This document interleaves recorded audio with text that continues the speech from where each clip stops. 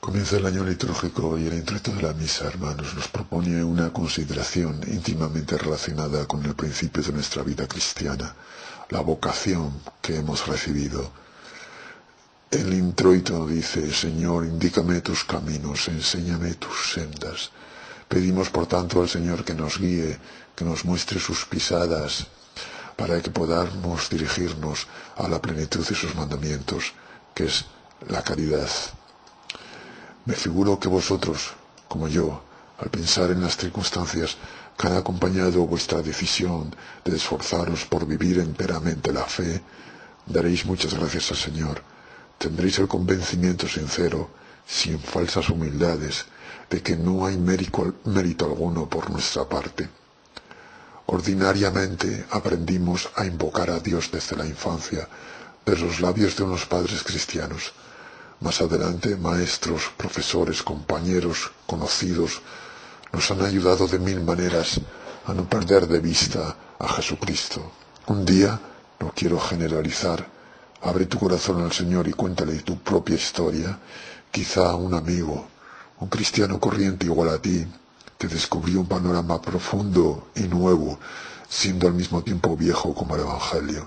Te sugirió la posibilidad de empeñarte seriamente en seguir a Cristo, en ser apóstol de apóstoles. Tal vez perdiste entonces la tranquilidad y no la recuperaste, convertida en paz, hasta que libremente, porque te dio la gana, que es la razón más sobrenatural, respondiste que sí a Dios, y vino la alegría recia, constante, que sólo desaparece cuando te apartas de Él. Cuando experimentamos la ausencia de Dios es cuando nos sentimos abandonados, tristes y solos, perdidos, sin rumbo. No me gusta hablar de elegidos ni de privilegiados, pero es Cristo quien habla, quien elige. Es el lenguaje de la Escritura.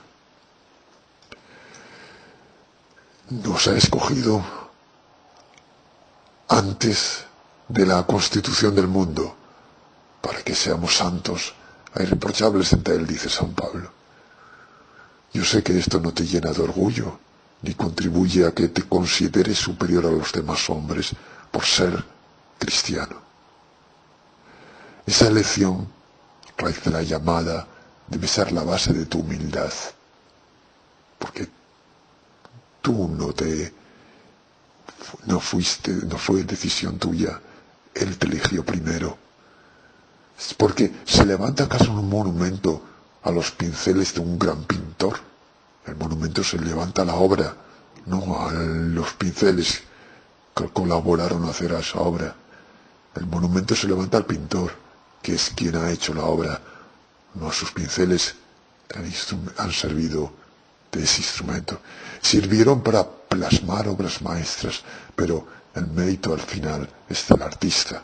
Nosotros, los cristianos, sea cual sea nuestra condición, laicos, consagrados, religiosos, somos solo instrumentos del Creador del mundo, del Redentor de todos los hombres. Los apóstoles son hombres corrientes, los cristianos son hombres corrientes. A mí me anima a considerar un precedente narrado paso a paso en las páginas del Evangelio, la vocación de los primeros 12 apóstoles. Vamos a meditarla despacio un poco, rogando a esos santos testigos del Señor que sepamos seguir a Cristo como ellos lo hicieron. Aquellos primeros apóstoles, a los que tengo gran devoción y cariño, eran, según los criterios humanos, poca cosa. En cuanto a oposición social, con excepción de Mateo, que seguramente se ganaba bien la vida y que dejó aún así todo cuando Jesús se lo pidió, eran pescadores, vivían al día, pregando de noche, en la oscuridad, con las mayores dificultades, para poder lograr el sustento. Pero la posición social es lo de menos. No eran cultos, ni siquiera muy inteligentes, al menos en lo que se refiere a las realidades sobrenaturales. Incluso los ejemplos y las comparaciones más sencillas les resultaban incomprensibles. Muestra de ello tenemos bastantes en el Evangelio. Y acudían al maestro para que se las explicara. Señor, explícanos la palabra, o la parábola, decían. Cuando Jesús, con una imagen, alude al fermento de los fariseos, ellos entienden que les está recriminando por no haber comprado pan. Pobres, ignorantes, y ni siquiera sencillos, llanos. Dentro de su limitación eran ambiciosos. Muchas veces discuten entre ellos sobre quién sería el primero, quién sería el mayor, cuando, según su mentalidad, Cristo instauró en la tierra al reino definitivo de Israel. Incluso quién serían los primeros cuando lleguen al cielo. Discuten y se acaloran durante ese momento sublime en el que Jesús está a punto de inmolarse por la humanidad en la intimidad del cenáculo. Fe tienen poca. El mismo Jesucristo se lo dice. Han visto resucitar muertos, curar toda clase de enfermedades, multiplicar el pan y los peces, calmar tempestades, echar demonios. San Pedro, escogido como cabeza, es el único que sabe responder prontamente: tú eres el Cristo, el Hijo de Dios vivo. Pero es una fe que él interpreta a su manera. Por eso se permite encararse con Jesucristo para que nos entregue en redención por los hombres. Y Jesús tiene que contestarle. Paso siguiente, tras haber profesado esa fe. Y Jesús, ya digo, a paso siguiente, inmediatamente después le dice: apártate de mí, Satanás, que me escandalizas, porque no entiendes las cosas de Dios, piensas como los hombres. Pedro razonaba humanamente. Comenta San Juan Crisóstomo y concluía que todo aquello, la pasión y la muerte, era indigno de Cristo, reprobable. Por eso Jesús lo reprende y le dice: no, sufrir no es cosa indigna de mí. Tú lo juzgas así porque razonas con ideas carnales, con tus ideas humanas, bajo la perspectiva de los mundanos. Aquellos hombres de poca fe sobresalían quizá en el amor a Cristo, sin duda lo amaban, al menos de palabra. A veces se dejan arrebatar por el entusiasmo. Vamos y muramos con él, llegan a decir. Pero a la hora de la verdad huirán todos, menos Juan, el más joven de los apóstoles, y solo él permanece junto a la cruz. Los demás no sentían ese amor tan fuerte como la muerte, o al menos hasta ese punto. Estos eran los discípulos elegidos por el Señor. Así los escoge Cristo. Así aparecían antes de que, llenos del Espíritu Santo, se convirtieran en columnas de la Iglesia. Son hombres corrientes, con defectos, con debilidades, con la palabra más larga que las obras. Y sin embargo, Jesús los llama para hacer de ellos pescadores de hombres, corredentores, administradores de la gracia. Algo semejante ha sucedido con nosotros.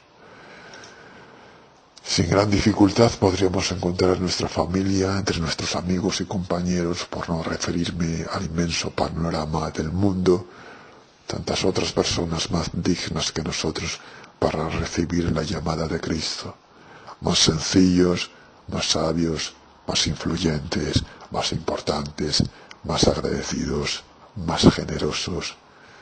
Yo, al pensar en estos puntos, me avergüenzo. Pero me doy cuenta también de que nuestra lógica humana no sirve para explicar las realidades de la gracia. Dios suele buscar instrumentos flacos para que aparezca con clara evidencia que la obra es suya. San Pablo evoca con temblor su vocación. Dice: después de todos se me apareció a mí, que vengo a ser como un abortivo, siendo el menor de los apóstoles, que no soy digno de ser llamado apóstol porque perseguí a la iglesia de Cristo, a la iglesia de Dios. Esto es lo que dice en la primera de Corintios, en el capítulo 15. Así escribe Saulo de Tarso, con una personalidad y un empuje que la historia no ha hecho sino agrandar. Sin que haya mediado mérito alguno por nuestra parte, os decía, porque en la base de la vocación está en el conocimiento de nuestra miseria, la conciencia de que las luces que iluminan el alma, la fe, el amor con el que amamos, la caridad, y el deseo por el que nos sostenemos, la esperanza, son dones gratuitos de Dios. Por eso No crecer en humildad significa perder de vista el objetivo de la elección divina. Usemus santi, la santidad personal. Ahora, desde esa humildad, podemos comprender toda la maravilla de la llamada divina. La mano de Cristo nos ha escogido de un trigal. El sembrador aprieta en su mano llagada el puñado de trigo. La sangre de Cristo baña la simiente, la empapa. Luego el Señor echa al aire ese trigo para que, muriendo, sea vida y hundiéndose en la tierra, sea capaz de multiplicarse en espigas de oro. Pero sí, ahora ya es hora, ya es el momento, ya es hora de despertar. La epístola de la misa nos recuerda que hemos de asumir esa responsabilidad de apóstoles con nuevo espíritu, con ánimo y despiertos. Ya es hora de despertarnos de nuestro letargo, pues estamos más cerca de nuestra salud que cuando recibimos la fe. La noche avanza y va a llegar el día. Dejemos, pues, las obras de las tinieblas y revistámonos de las armas de la luz, porque está cercano, está rayando el día. Me diréis que no es fácil y no os faltará razón. Los enemigos del hombre, que son los enemigos de su santidad, aunan sus fuerzas, reúnen sus ejércitos. Es este momento cuando va a rayar el día, cuando va a llegar la luz, donde reúnen todo su valor y su osadía, donde nos encaran sin miedos ni complejos. Intentan impedir esa vida nueva, ese revestirse con el Espíritu de Cristo. No encuentro otra enumeración mejor de los obstáculos a la fidelidad cristiana que la que nos trae San Juan en la primera carta de Juan, capítulo 2. Concupiscentia carnis, concupiscentia culorum et soberbia vitae. Todo lo que hay en el mundo, dice, es concupiscencia de la carne, concupiscencia de los ojos y soberbia de la vida. La concupiscencia de la carne no es sólo la tendencia desordenada de los sentidos en general, que de ella se aprovechan las huestes del mal, ni la apetencia sexual, que debe ser ordenada y no es mala de suyo, porque es una noble realidad humana santificable. Ved que por eso nunca hablo de impureza, sino de pureza, ya que a todos alcanzan las palabras de Cristo: bienaventurados los limpios de corazón, porque ellos verán a Dios. Por vocación divina, unos hablan de vivir esa pureza en el matrimonio, otros renunciando a los amores humanos para corresponder única y apasionadamente al amor de Dios. Ni unos ni otros esclavos de la insensibilidad, sino señores del propio cuerpo y del propio corazón, para poder sacrificadamente darlos a los otros. Al tratar de la virtud de la pureza, suelo añadir el calificativo de santa pureza. La pureza cristiana, la santa pureza, no es el orgulloso sentirse puros, no contaminados, sino que es saber que tenemos los pies de barro, ser conscientes de ello, aunque la gracia de Dios nos libre día a día de las asechanzas del enemigo. Considero una deformación del cristianismo la insistencia de algunos en escribir o en predicar casi exclusivamente de esta materia, olvidando otras virtudes que son capitales para el cristiano y también en general para la convivencia entre los hombres. La santa pureza no es ni la única ni la principal virtud cristiana. Es, sin embargo, indispensable para perseverar en el esfuerzo diario de nuestra santificación. Y si no se guarda, no cabe la dedicación al apostolado, no tiene cabida. La pureza es consecuencia del amor con el que hemos entregado al Señor el alma y el cuerpo, las potencias y sus sentidos y los sentidos. No es negación, por tanto, es afirmación gozosa. Decía que la concupiscencia de la carne no se reduce exclusivamente al desorden de la sensualidad, sino también a la comodidad, a la falta de vibración, que empuja a buscar lo más fácil, lo más placentero, el camino en apariencia más corto, a una costa de ceder en la fidelidad a Dios.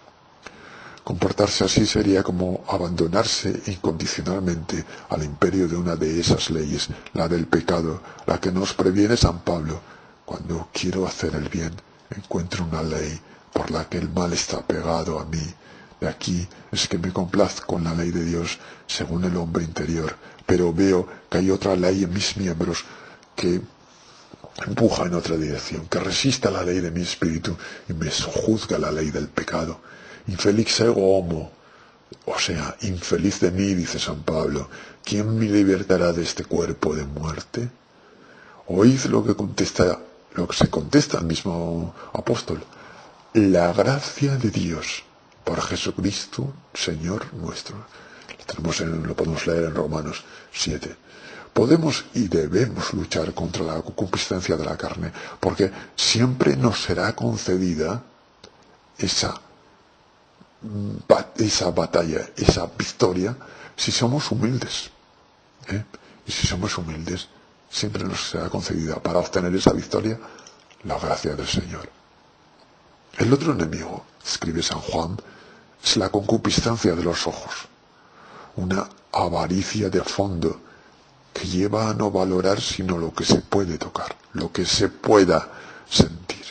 Los ojos, que se quedan como pegados a las cosas terrenas, a este mundo, a estos objetos, pero también los ojos que por eso mismo no saben descubrir las realidades sobrenaturales. Los tenemos tan en el plano material, cerca del suelo, que no son capaces de volar al cielo. Por tanto, podemos utilizar la expresión de la Sagrada Escritura para referirnos a la avaricia de los bienes materiales y además a esa deformación que lleva a observar lo que nos rodea, los demás, las circunstancias de nuestra vida y de nuestro tiempo, solo con visión humana. Los ojos del alma se embotan, la razón se crea suficiente para entender todo prescindiendo de Dios, y hoy más que nunca la tecnología, la ciencia lo explica todo, la tecnología nos lo da todo, nos acerca a todo, no necesitamos de Dios. Es una tentación sutil que se ampara en la dignidad de la inteligencia que nuestro Padre Dios ha dado al hombre para que lo conozca y lo ame libremente. Arrastrada por esa tentación, la inteligencia humana se considera el centro del universo. Se entusiasma de nuevo con el seréis como dioses del Génesis 3.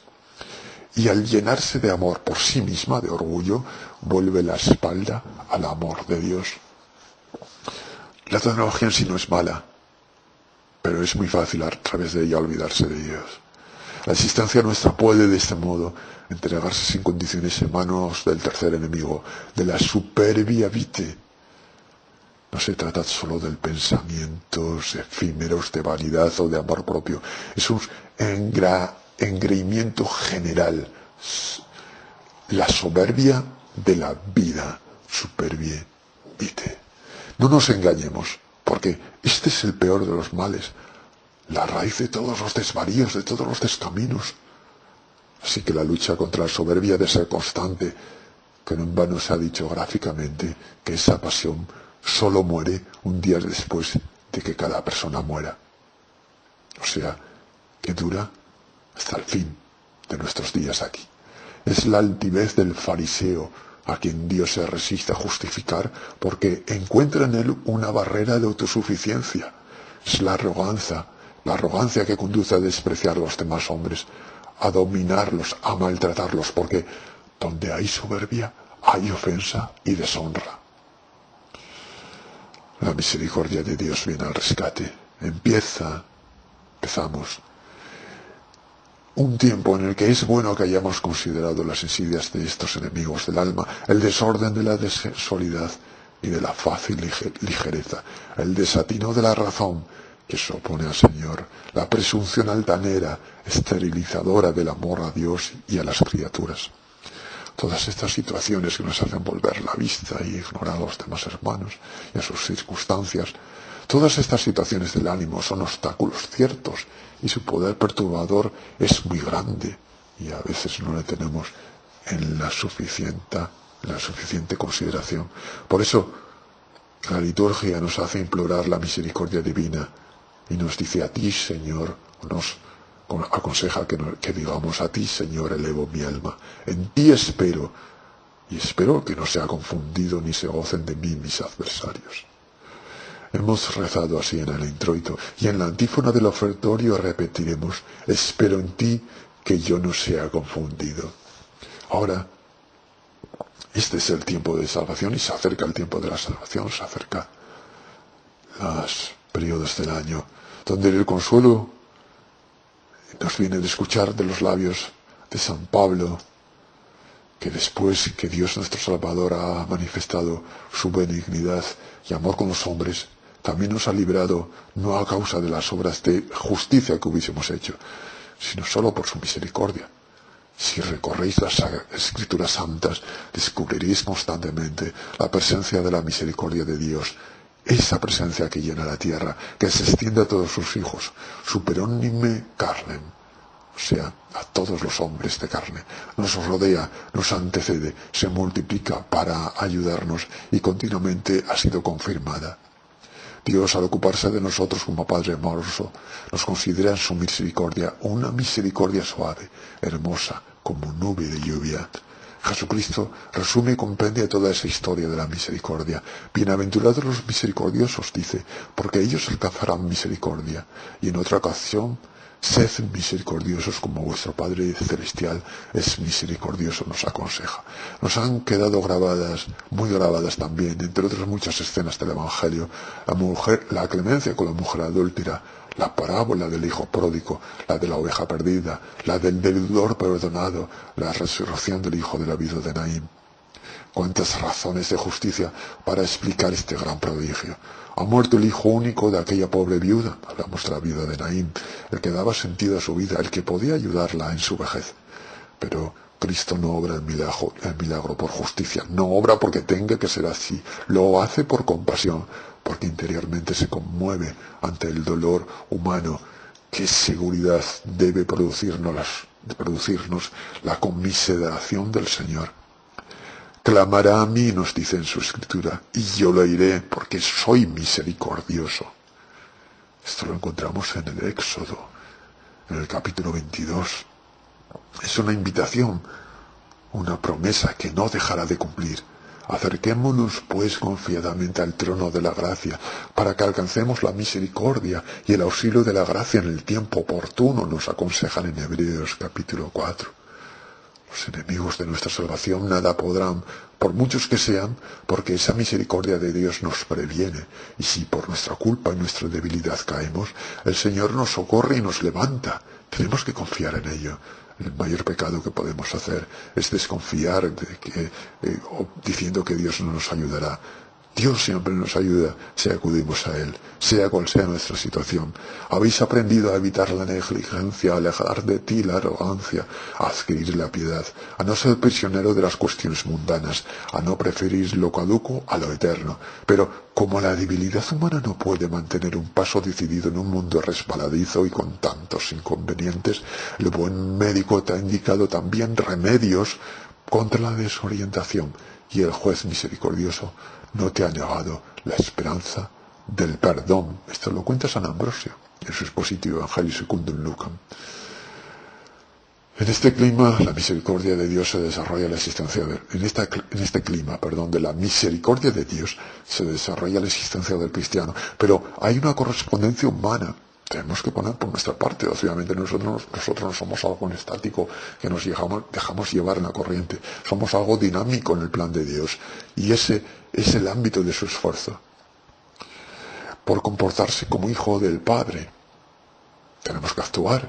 ¿Y cuáles son los medios principales para lograr que la vocación se afiance? Te señalaré que hay dos, que son como ejes vivos de la conducta cristiana, fíjate. Son la vida interior y la formación doctrinal y el conocimiento profundo de nuestra fe. O sea, la vida interior y la formación doctrinal y el conocimiento profundo de nuestra fe.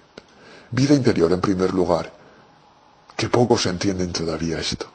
Piensan, al oír hablar de vida interior, en la oscuridad del templo, en las oraciones de suyo, hacia sí, en estar reservado, en acudir para sí solo, en esconderse en sí mismo, en encerrarse también en sí mismo, una especie de ermitaño en una celda, doliéndose de sus pecados. Al oír hablar de vida interior, piensan también en los ambientes enrarecidos de algunas sacristías. Llevo más de un cuarto de siglo diciendo que no es eso. La vida interior no es eso. Describo la vida interior de cristianos corrientes que habitualmente se encuentran en plena calle, al aire libre, y que en la calle, en el trabajo, en la familia y en los ratos de diversión están pendientes de Jesús todo el día. ¿Y qué es esto? Sino vida de oración continua. A veces la vida interior está más cerca de nosotros de lo que pensamos, no necesitamos ir a buscándolas por rincones. ¿No es verdad que tú has visto la necesidad de ser alma de oración con un trato con Dios que te lleva a endiosarte, una forma de endiosamiento? Esa es la fe cristiana, así lo han comprendido siempre las almas de oración. Se hace oración, se hace Dios, o se hace una especie de estar cerca de Dios, contacto con Él. Aquel hombre, escribe Clemente de Alejandría, porque quiere lo mismo que quiere Dios.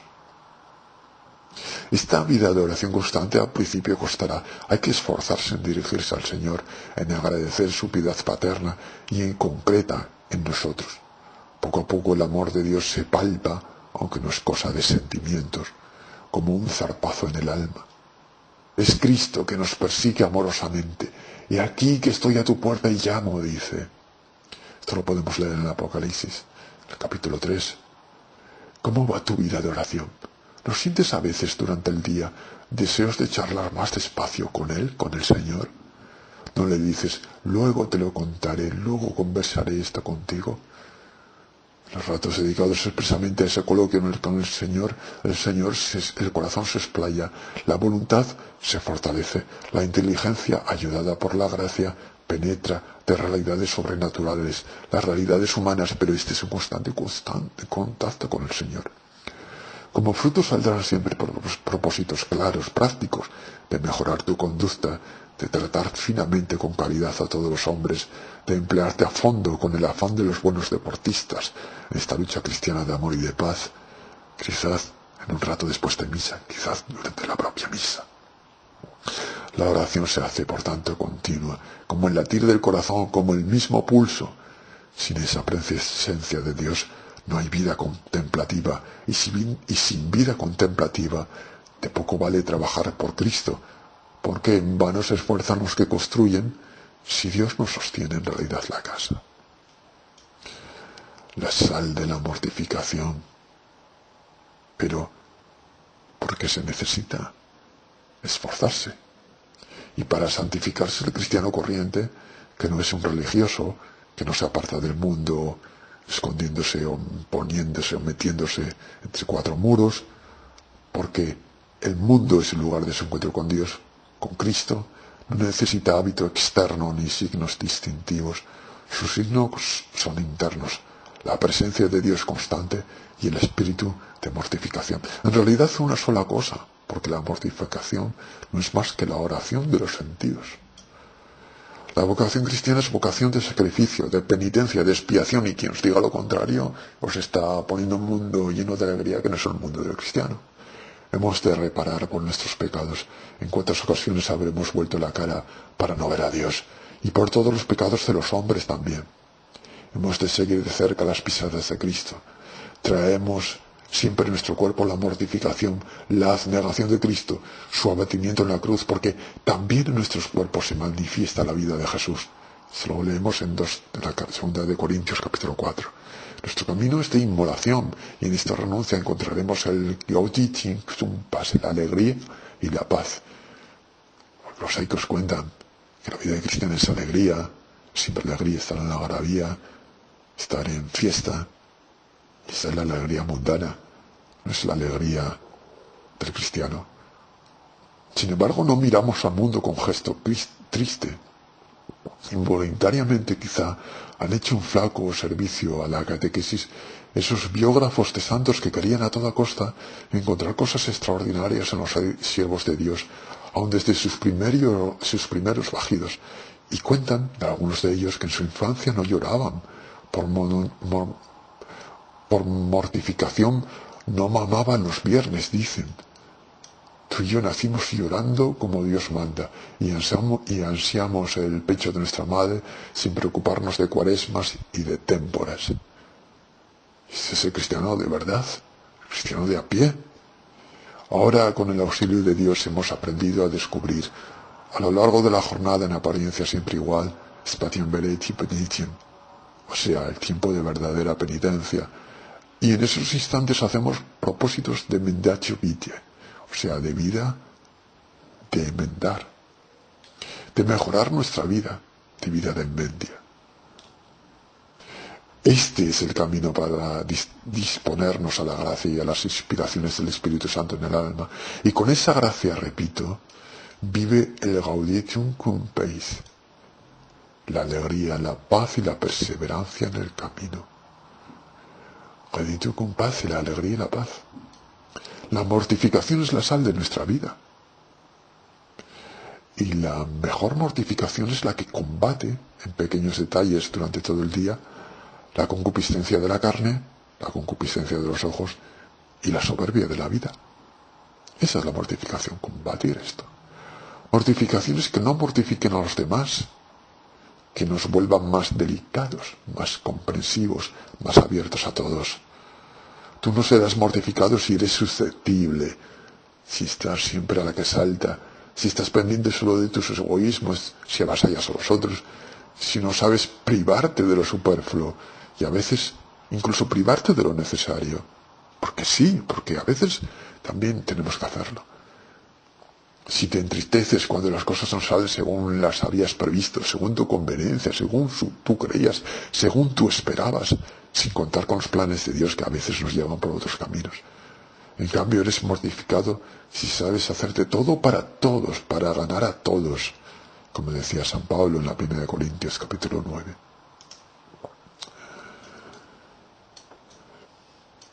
La fe y la inteligencia. Porque la vida de oración y de penitencia y la consideración de nuestra propia filiación divina nos transforman en cristianos profundamente piadosos, como niños pequeños delante de Dios. La piedad es la virtud de los hijos, y para que el hijo pueda confiarse en los brazos de su padre, ha de ser y de sentirse pequeño, necesitado. Frecuentemente he meditado esa vida de infancia espiritual que no está reñida con la fortaleza, porque exige una voluntad recia, una madurez templada, un carácter firme y abierto. Piadosos pues como niños, pero no ignorantes, porque cada uno ha de esforzarse en la medida de sus posibilidades en el estudio serio, científico de la fe. Y todo esto es la teología. La teología no es ponerte a leer libros gordos. Piedad de niños, por tanto, y doctrina segura de teólogos. El afán por adquirir esta ciencia teológica, la buena y firme doctrina cristiana, está movido en primer término por el deseo de conocer y de amar a Dios. A la vez es también consecuencia de la preocupación general del alma, fiel por alcanzar la más profunda significación de este mundo, que es hechura del Creador. Con periódica monotonía, algunos tratan de resucitar una supuesta incompatibilidad entre la fe y la ciencia, entre la inteligencia humana y la revelación divina. Esa incompatibilidad solo puede aparecer, y aparentemente, cuando no se entienden los términos reales del problema.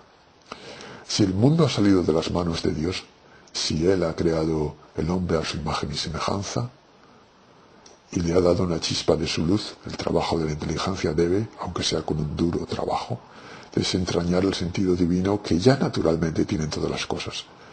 Y con la luz de la fe percibimos también su sentido sobrenatural, el que resulta de nuestra elevación al orden de la gracia. No podemos admitir el miedo a la ciencia, porque cualquier labor, si es verdaderamente científica, tiende a la verdad. Y Cristo dijo, ego sum veritas. En Mateo capítulo 5 lo encontramos, ego sum veritas, yo soy la verdad. El cristiano debe tener hambre de saber, desde el cultivo de los saberes más abstractos hasta las habilidades artesanales. Todo puede y debe conducir a Dios. No olvidemos que las primeras universidades nacieron en los monasterios. Conocimiento no es alejarse de Dios, sino que el verdadero conocimiento nos acercará más a Dios. Porque no hay tarea humana que no sea santificable, motivo para la propia santificación y ocasión para colaborar con Dios en la santificación de los que nos rodean. La luz de los seguidores de Jesucristo no ha de estar en el fondo del valle, sino en la cumbre de la montaña para enseñar y alumbrar a todos, para que vean vuestras buenas obras y glorifiquen a vuestro Padre, que está en el cielo, según lo dice Jesús en Mateo capítulo 5. Trabajar así es oración, estudiar así es oración, investigar así es oración también. No salimos nunca de lo mismo, todo eso es oración. Todo puede y debe llevarnos a Dios, alimentar ese trato continuo con Él, de la mañana a la noche, durante todo el día, todas las horas, incluso durante la propia noche. Todo trabajo honrado puede ser oración, y todo trabajo que es oración es apostolado. De esta manera, el alma se enrecia en una unidad de vida sencilla y fuerte.